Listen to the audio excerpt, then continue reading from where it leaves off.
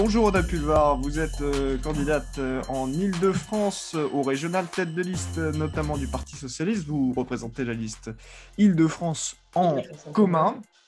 Et avec vous, on va donc essayer de balayer rapidement votre programme faisant un focus sur les jeunes. Première chose, l'une des grandes compétences, c'est celle des lycées.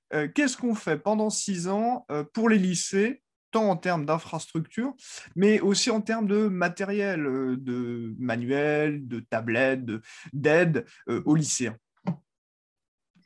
Alors, bonjour d'abord, bonjour à toutes et tous. La compétence sur les lycées, elle est évidemment majeure pour la région.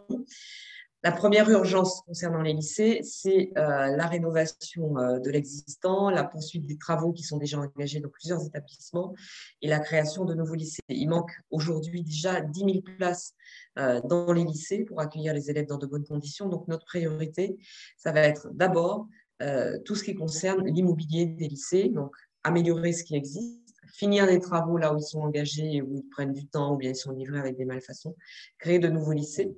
Après, sur le contenu, créer de nouvelles formations également. Je veux créer plusieurs lycées agricoles, parce que la région Île-de-France est la première région agricole de France, mais c'est une région qui est peu nourricière pour les franciliennes et les franciliens. Et je crois très sincèrement, au regard de l'urgence climatique et des évolutions qui nous attendent dans les 10 à 15 prochaines années, c'est-à-dire tout de suite, hein, pas dans très longtemps, qu'il est impératif que toute une partie de la jeunesse, et c'est en plus son souhait, se forme au métier de la transition de l'agriculture et de l'alimentation. Et pour ça, nous allons créer donc des lycées agricoles, au moins 3, et des formations. Et puis, nous voudrions aussi créer des formations et améliorer les formations existantes en matière de métier du soin. Les métiers du soin, de l'accompagnement des personnes âgées, les formations, les écoles d'infirmiers et d'infirmières. Voilà, donc ça, c'est ce qui concerne les lycées. Après, sur les questions d'équipement, tablettes, etc. Oui, bien sûr, on a des propositions et surtout sur un sujet qu'on nous a beaucoup signalé dans les entretiens avec les représentants de lycées, de syndicats, de la communauté éducative, c'est que souvent dans les lycées professionnels et techniques, les matériels sont mal entretenus. Les personnels dédiés à l'entretien du matériel ont trop à faire et trop peu de temps. Et du coup, ça a un impact négatif sur la formation des élèves et parfois même sur la mise en danger d'un certain nombre d'élèves. Donc, il va falloir être très, très actif et très volontariste sur ce sujet. Est-ce que vous mettez votre photo dans les manuels des Non, lycéens? non, c'est pas mon genre, pas du tout. Ce que je vous propose, c'est qu'on passe au transport. C'est votre mesure phare, hein, donc c'est la gratuité. Alors, la question que je pose aux candidats, c'est est-ce que ça sera plus facile de se déplacer demain en Île-de-France en termes de tarifs? Forcément, si c'est gratuit. Mais il faut préciser, comme ça sera fait, que donc vous faites la différence entre les investissements auxquels vous ne comptez pas toucher et la gratuité, c'est-à-dire toute la partie billetterie. Bon, Tout à fait. donc, ce que j'ai simplement envie de vous poser, puisque donc, en termes de tarifs, forcément, si c'est gratuit, c'est plus facile de se déplacer quand on est jeune, c'est est-ce que, parce que quand les candidats nous ont répondu aussi sur cette question, ils nous ont dit, mais c'est complètement surréaliste, ça ne peut pas se mettre en place, déjà, il faut investir, est-ce que c'est vraiment réalisable? Et puis surtout, est-ce que c'est compatible avec visiblement certaines lacunes qu'ont déjà les transports en Île-de-France, les retards, les trains qui ne sont pas climatisés et toute autre chose. Est-ce qu'il ne faudrait pas consacrer plutôt cet argent, vous voyez, aux investissements? Parce que j'ai compris que vous n'y Ben, touchez pas, écoutez, mais je rencontre énormément de jeunes et leurs parents qui sont extrêmement intéressés par cette mesure de la gratuité. On fait la gratuité, mais ça ne veut pas dire qu'on arrête l'investissement, ça ne veut pas dire qu'on arrête les efforts sur la sécurité à bord. La gratuité, la billetterie, vous savez, dans une comptabilité, dans un budget de collectivité, il y a ce qu'on appelle les dépenses de fonctionnement et les dépenses d'investissement. Ce sont des budgets séparés. Aujourd'hui, dans la structure d'Île-de-France Mobilité, la billetterie finance une partie du fonctionnement d'Île-de-France Mobilité et le budget de l'investissement, c'est autre chose. Donc, l'investissement, nous le maintenons à la hauteur à laquelle il est prévu et même nous voulons augmenter le budget d'investissement. Donc, les dépenses et les projets liés à l'investissement, l'amélioration l'installation des lignes, du matériel roulant seront maintenues. Et par ailleurs, il faut trouver d'autres recettes pour compenser cette gratuité. La gratuité, elle va être mise en place progressivement. Au 1er septembre 2021, pour les moins de 18 ans sur l'ensemble de l'Île-de-France. Alors, aujourd'hui, c'est seulement à Paris, donc sur l'ensemble de l'Île-de-France. Et pour les 18-25 ans, étudiants, demandeurs d'emploi ou jeunes en parcours d'insertion, c'est plus d'1,5 million de jeunes qui, dès le 1er septembre 2021, pourront se déplacer sur l'ensemble du réseau d'Île-de-France Mobilité, en tram, en RER, en train ou en bus, sans avoir à payer. Et ça fait une vraie différence pour énormément de jeunes issus de familles modestes et évidemment pour leurs parents. Et quand je dis des jeunes, c'est donc les lycéens, des étudiants et encore une fois, des jeunes demandeurs d'emploi ou en parcours d'insertion. Ça n'empêche pas de continuer l'investissement. Et d'ailleurs, je veux dire, c'est même une obligation parce que partout où on a mis en place la gratuité en France et dans le monde, hein, la gratuité dans les transports en commun. Je rappelle qu'en France, il y a déjà une trentaine de villes dans lesquelles ça existe, la gratuité des transports en commun. Partout, ça s'est accompagné d'une amélioration du réseau et d'une amélioration des dessertes. Et c'est tout à fait normal puisque vous avez plus de monde qui utilise les transports en commun et donc l'opérateur est obligé de faire un effort. Donc cet investissement dans les lignes, dans le matériel, dans la modernisation et le maillage, le fait de mettre plus de stations dans plus d'endroits d'Île-de-France, c'est évidemment au programme également. Et puis, j'en termine, mais très, très rapidement. Il faut concevoir cette question de la gratuité comme une pièce d'un puzzle de la mobilité. C'est-à-dire qu'il va falloir qu'on interconnecte tous les modes de transport, aussi bien le train, le tram, les bus, les navettes, le transport à la demande, mais aussi les infrastructures vélo.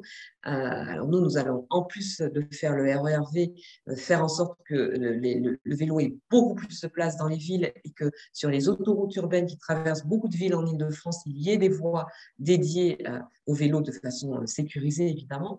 Et puis, si on veut favoriser l'intermodalité, eh bien, il faut qu'on puisse déposer son vélo dans une gare de façon sécurisée ou devant une administration ou devant son lycée ou devant une université. Donc, en plus des infrastructures de vélo, c'est-à-dire les doubles couloirs, les pistes cyclables sécurisées, il va nous falloir prévoir beaucoup d'équipements pour le vélo et par exemple avec des attaches sécurisées devant les établissements scolaires, les universités, les administrations et les gares.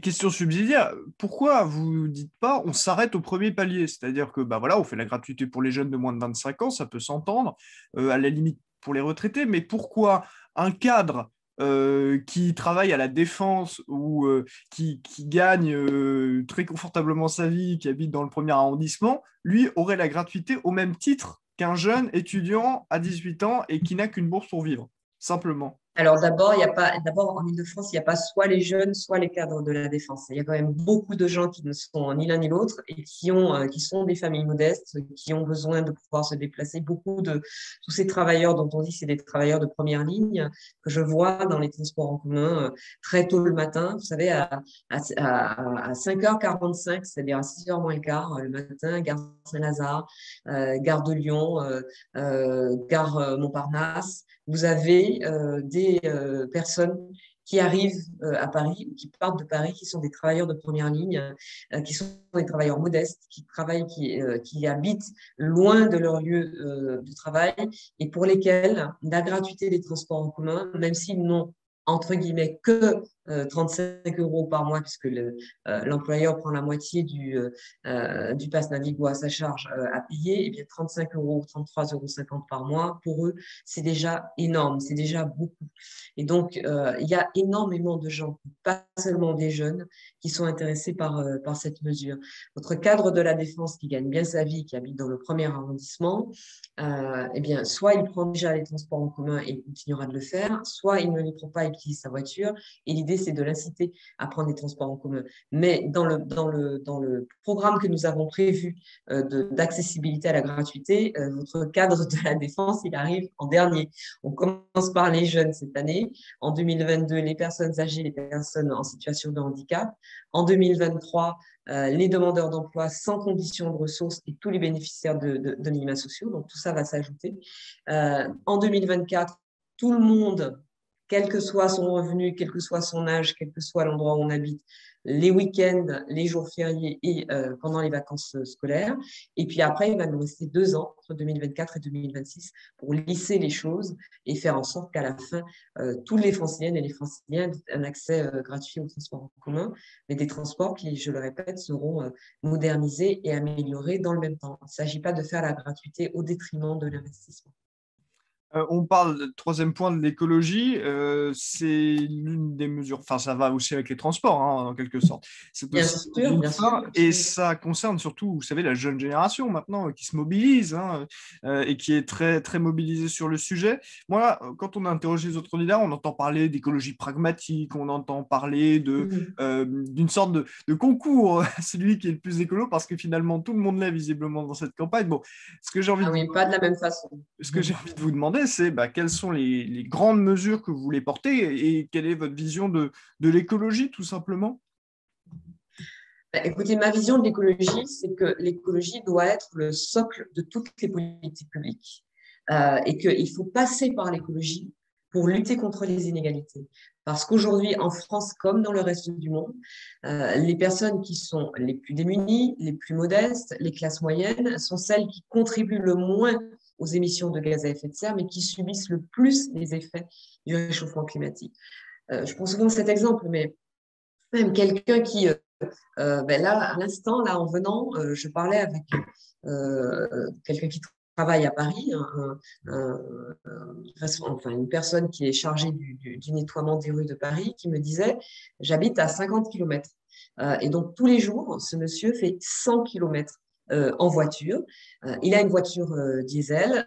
Alors, je ne lui ai pas demandé pour le reste de sa vie, mais imaginez ce Francilien qui est obligé de faire 100 km aller-retour en voiture tous les jours, en véhicule diesel, qui a une maison qu'il chauffe avec une chaudière au fioul et qui est mal isolée.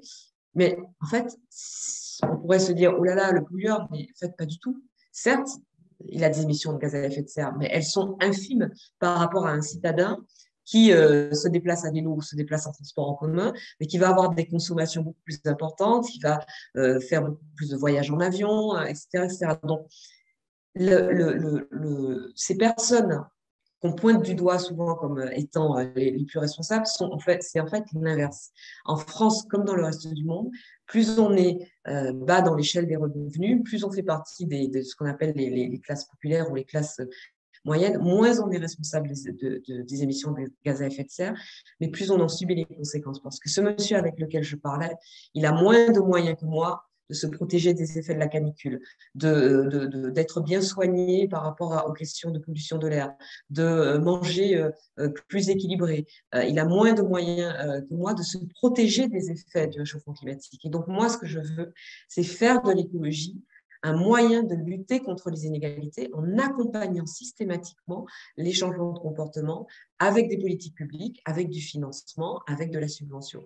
Accompagner les changements de comportement pour les classes populaires et pour les classes moyennes qui subissent le plus l'impact. Puis vous me disiez, parler de quelle écologie, voilà. Pour moi, c'est l'écologie intégrale. Et la mesure de gratuité des transports que je porte, dont on parle beaucoup, elle s'accompagne d'une autre mesure tout aussi puissante, tout aussi forte et transformatrice, c'est celle de l'Assemblée citoyenne du long terme. J'espère que j'ai juste 20 secondes pour vous expliquer de quoi il s'agit. J'ai été présidente de la Fondation Hulot et à la tête de la Fondation Hulot, j'ai défendu avec le conseil scientifique de la Fondation cette proposition d'une assemblée citoyenne du long terme. À l'époque, c'était au niveau national et c'est sur le canevas de cette assemblée citoyenne du long terme qu'a été bâtie la Convention citoyenne pour le climat. Moi, je voudrais installer cette assemblée citoyenne du long terme au niveau régional. Elle sera composée de 100 à 150 franciliennes et franciliens tirés au sort, dont un tiers de moins de 25 ans. C'est quelque chose qui, pour moi, est fondamental, que la jeunesse francilienne puisse être voilà, écoutée, entendue et aussi sollicitée. Et cette Assemblée citoyenne du long terme, qui sera indépendante du Conseil régional, qui aura aussi un conseil scientifique pour éclairer ses décisions et ses réflexions, sera chargée de vérifier la conformité des politiques publiques, des décisions structurelles prises par la région avec les intérêts du long terme, c'est-à-dire la préservation de l'environnement et de la biodiversité. Et pour moi, c'est vraiment fondamental. Vous savez, moi, je suis une candidate de la société civile, je ne suis pas encartée, je suis soutenue par des partis, mais je ne suis pas encartée. Et c'est fondamental pour moi que l'action des élus soit co-construite avec celle des citoyens et qu'on s'appuie sur ce que j'appelle le génie citoyen, c'est-à-dire la capacité des citoyennes et des citoyens à inventer, à expertiser leur propre vie pour prendre des décisions qui soient en accord avec les intérêts de l'environnement et de la biodiversité, donc des jeunes générations et des générations futures. Ça, je pense que cette Assemblée citoyenne du long terme, enfin j'y crois profondément, c'est une très, très grande mesure écologiste, au moins aussi forte que celle de la gratuité des transports. Et c'est cette écologie-là que je veux porter. Dernière question avant d'arriver à votre choix. Vous l'avez dit, vous n'êtes pas encarté, c'est important. Quelle campagne avec le Covid, les polémiques, les candidats vous l'ont encore rappelé vendredi, la gauche a été secouée par deux polémiques. En plus, bon, moi ce qui m'intéresse, c'est de savoir si vous estimez, vous, après plusieurs semaines de campagne, que vos idées, elles ont pu impacter le débat, que vous avez pu imprimer que cette idée de Mais gratuité. franchement, la gratuité des transports, pardonnez-moi, mais ça a quand même eu un très, très gros impact sur le débat. J'ai annoncé, j'ai fait cette proposition début octobre dans les colonnes du JDD, le 10 octobre précisément, et depuis, il n'y a pas un jour qui soit passé, même avant que la campagne ne commence vraiment, il n'y a pas un jour qui soit passé sans qu'il n'y ait dans les journaux une tribune, une interview, un débat sur le sujet. Les candidats, les autres candidats ont été interrogés sur cette mesure et doivent se positionner par rapport à cette mesure en permanence. C'est une mesure qui en plus fait florès dans d'autres campagnes, d'autres régions. La gratuité des transports, on en parle partout en France. Donc voilà, je pense que cette mesure et mes propositions ont eu au moins cet impact-là. Après, on est d'accord, on n'est pas d'accord, mais en tout cas, on sent la nécessité de se positionner par rapport à cette mesure. Donc, je pense qu'elle a eu un très, très fort impact sur la campagne. Moi, je veux faire du scrutin du premier tour un référendum pour ou contre la gratuité des transports. On vote Île-de-France en commun le 20 juin pour la gratuité des transports. Si on ne vote pas pour Île-de-France en commun, on n'aura pas la gratuité des transports parce que personne d'autre ne porte cette mesure comme je la porte. Et puis, il y a d'autres mesures que nous portons, comme le pass jeunes franciliennes et jeunes franciliens, tout ce que nous prévoyons comme mesures de soutien pour la jeunesse et d'accompagnement, qui, à mon sens, voilà, ont un impact. Enfin, c'est ce que je constate sur le terrain. Et donc, simplement pour terminer, vous pensez, vous, que vous avez pu parler de votre programme? Et j'ai envie de dire, simplement, est-ce que vous pensez que la gauche a pu renouer avec ces fameuses classes moyennes qui sont présentes en Île-de-France, avec ces jeunes? Est-ce que vous pensez qu'elles ont entendu le message que vous vouliez leur faire passer? Parce qu'on a vu quand même un changement de ton et de proposition, vous l'avez dit, hein, vous êtes de la société civile. Est-ce que vous pensez que, alors vous verrez dimanche, est-ce que vous allez me répondre, mais est-ce que vous, de votre point de vue, vous pensez que la mission, elle est réussie, quoi qu'il arrive? Écoutez, on a tout donné. Donc, on a tout donné, on continue de tout donner. Il nous reste 2 jours de campagne. Donc, on verra bien, hein. C'est aux Franciliennes et aux Franciliens de décider en leur âme et conscience. Ils ont les programmes, ils ont les propositions. Ils nous ont vus, ils nous ont entendus. Moi, je suis sur le terrain tous les jours depuis des mois, tous les matins très tôt dans les gares, en journée, de façon compatible avec mon emploi du temps d'adjointe de la mairie de Paris, en journée au contact des associations, des parents, des chefs d'entreprise, des élus, tous les week-ends, quasiment 24 heures sur 24, évidemment en respectant le couvre-feu jusqu'à maintenant. Donc voilà, on a tout donné. J'ai des policiers, des policières qui sont déployés sur le terrain et qui font le maximum. Donc voilà, ce sera aux Franciliennes et aux Franciliens de décider. Encore une fois, ce sera à eux de décider s'ils veulent ou pas la gratuité des transports. On arrive à la fin, André Pulvar. On vous a demandé de choisir une œuvre, un film, un livre, autour de soit de votre campagne, ou soit de ce que vous défendez ou du projet que vous portez. Je crois que vous avez choisi un poème. Est-ce que vous pouvez Oui. nous en dire un mot, s'il vous plaît?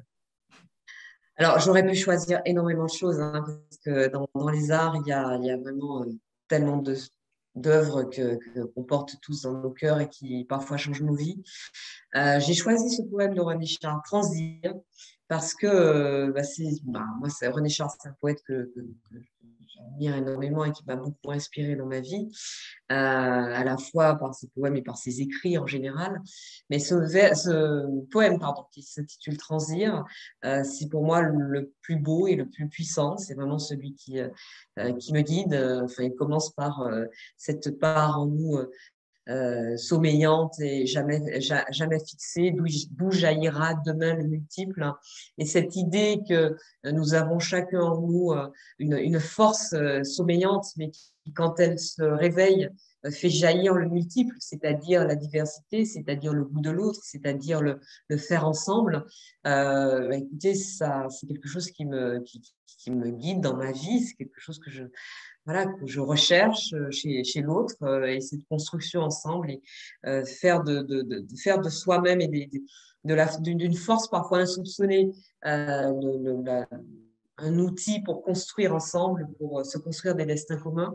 Je trouve ça particulièrement puissant. Et puis, c'est un poème qui est très écologiste et c'est un poème qui est très fort dans le rapport à la nature. Il parle de l'âge du renne, l'âge du givre, la fin, enfin, de mémoire, c'est terre où je m'endors, espace où je m'éveille, que deviendrai-je quand on ne serait plus là. C'est un très beau poème qui correspond à ma vision de la vie et au combat que je porte. Merci Audrey Je vous le recommande. Merci d'avoir été avec nous.